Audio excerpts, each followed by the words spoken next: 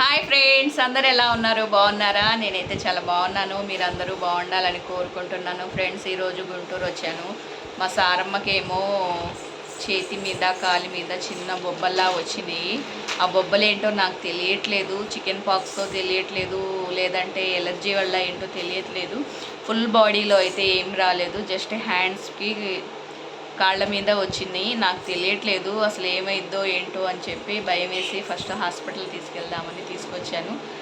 ఇప్పుడు మా అక్క వాళ్ళ ఇంట్లో ఉన్నాను. హాస్పిటల్కి వెళ్దామని రెడీ అయ్యాను అనమాట. సారమ్మకి తీసుకొని వెళ్దాము, చూపించుకుందాము అని చెప్పి. అసలు ఏం తెలియట్లేదు, అమ్మవారు పోసిందా కూడా తెలియట్లేదు, ఎలర్జీ వల్ల వచ్చినాయా అని తెలియట్లేదు.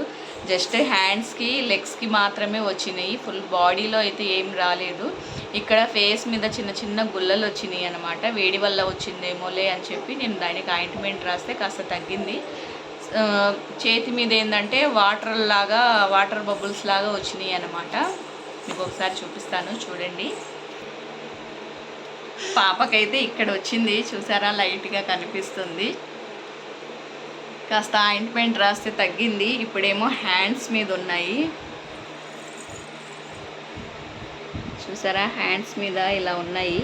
ఇది ఎలర్జీ వల్ల ఏమో నాకైతే తెలియట్లేదు. చూసారా క్లారిటీ కనిపిస్తుందా? ఇలాగా చేతి మీద 2 బొబ్బలు ఉన్నాయి, కాళ్ళ మీద 2-3 బొబ్బలు ఉన్నాయి అన్నమాట. నాకు భయం వేసింది, అందుకని ముందు హాస్పిటల్కి తీసుకెళ్దాము, చిన్నపిల్ల కదా అని చెప్పి గుంటూరు వచ్చాను. హాస్పిటల్కి చూయించుకుందామని ఓపీ రాయించామన్నమాట. రఘురామ్ హాస్పిటల్, పాప హాస్పిటల్ అన్నమాట, చిన్నపిల్లల స్పెషలిస్ట్ అన్నమాట. ఆ డాక్టర్ గారు రఘురామ్ రెడ్డి గారు. ఆ హాస్పిటల్కి వెళ్తున్నాము సారమ్మని తీసుకొని. సో ఫ్రెండ్స్, ఎలా ఉన్నారు? అందరూ బాగున్నారా? చిన్నపిల్లలకి ఇంట్లో హెల్త్ బాగోలేకపోతే కాళ్ళు చేతులు అస్సలు ఆడట్లేదు. చూడండి, నేను నిజం చెప్పనా, బ్రష్ చేయకుండా పొద్దున్న పాపకి నిద్ర లేవంగానే తనకి టిఫిన్ తినిపించాను. ఇడ్లీ తినిపిస్తూ తన బాడీ చూస్తే ఎలర్జీ లాగా ఉంది. నాకు ఇంకా భయం వేసింది. చూడండి నా పరిస్థితి ఎలా ఉందంటే, 10 minutes 8:15 అయింది, టైము 8:50 అయ్యింది. 9 o'clockకి మా ఊళ్ళో బస్సు అన్నమాట. మా వారు లేరు, పొద్దునే వెళ్ళిపోయారు తను. ఇంకా ఏం చేయాలో నాకు అర్థం కాలేదు. 10 minutesలో రెడీ అవ్వాలి. నేను బ్రష్ చేయలేదు, టిఫిన్ చేయలేదు, నైటీ మీద ఉన్నాను, ఫ్రెష్ అవ్వలేదు. సారమ్మకి నీళ్ళు కూడా పోయలేదన్నమాట. సారమ్మకైతే ఇడ్లీ తినిపించాను. పొద్దున్న లేచిన కాడి నుంచి కాస్త ఇల్లు సర్దుకుంటున్నాను. పాప బర్త్డే అన్నాను కదా, సర్దుకుంటున్నాను అనమాట.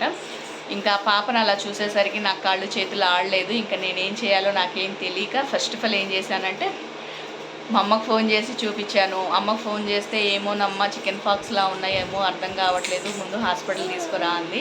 సేమ్ అక్క కూడా అదే అంది. మా వారికి ఫోన్ చేశాను, రానా అంటే సరే నీ ఇష్టం, వస్తే రా అన్నారు. ఇంకా అప్పటికప్పుడు చూడండి, డ్రెస్ మార్చుకొని పాప డ్రెస్ చేంజ్ చేసి, పాప కూడా స్నానం చేయలేదు. ఇంకా చూడండి 5 minutesలో పాప బట్టలు 2 జతలు బ్యాగ్లో పెట్టుకుని, నా బట్టలు అయితే ఇక్కడ ఉంటాయి అందుకని చెప్పి స్పీడ్గా అసలు పరిగెత్తుకుంటూ పాపని ఎత్తుకొని హ్యాండ్ బ్యాగ్ తీసుకొని ఇంత పరుగుల పందెం మీద వచ్చాను. మా బావగారికి ఫోన్ చేస్తే మా బావగారు వస్తున్నాను, పాపకి స్కూల్ దగ్గర వదిలిపెట్టి వస్తానని చెప్పి మా వారికి అన్నారంట. బస్ ఏమన్నా వెళ్ళిపోయిద్దా అని చెప్పి నేను టెన్షన్తో వచ్చేసాను. బస్ దగ్గరికి వచ్చేసాను. అక్కడికి వచ్చి బావ తిట్టారు. నేను వస్తానన్నాను కదా, తమ్ముడికి చెప్పాను కదమ్మా అంటే, లేదు బావా, మీరు పాపని స్కూల్లో వదిలిపెట్టి రావాలంటే లేట్ అవుతుంది కదా, బస్సు వెళ్ళిపోయిద్దేమో అని చెప్పి అందుకని వచ్చాను బావా అన్నాను. లేదమ్మా, పాపను వదిలిపెట్టి వస్తాను అని చెప్పాను నేను. అంటే అలా అనలేదు నాతోటి. సో తను వినడం మిస్టేక్ ఏమో, పాపను వదిలిపెట్టి వస్తాడంట అన్నయ్య అని చెప్పారు బావా అని చెప్పాను. ఇంకా మా బావగారు కోప్పడ్డారు, నేను వచ్చేదాకా ఉండొచ్చు కదా అని చెప్పి. ఇంకా అక్కడి నుంచి నేను బస్ ఎక్కి వచ్చేసాను అనమాట. వచ్చిన తర్వాత ఇక్కడికి వచ్చి నేను బ్రష్ చేసి కాస్త బ్రేక్ఫాస్ట్ తిని సారమ్మకి నీళ్లు పోసాను, సారమ్మని రెడీ చేశాను హాస్పిటల్ తీసుకెళ్దామని చెప్పి. అదనమాట. ఫస్ట్ ఆఫ్ ఆల్ ఎలా రెడీ అయ్యి 10 minutesలో నేను మామూలుగా ఊరెళ్ళాలంటే నాకు రెడీ అవ్వటానికే 2 hours పట్టింది.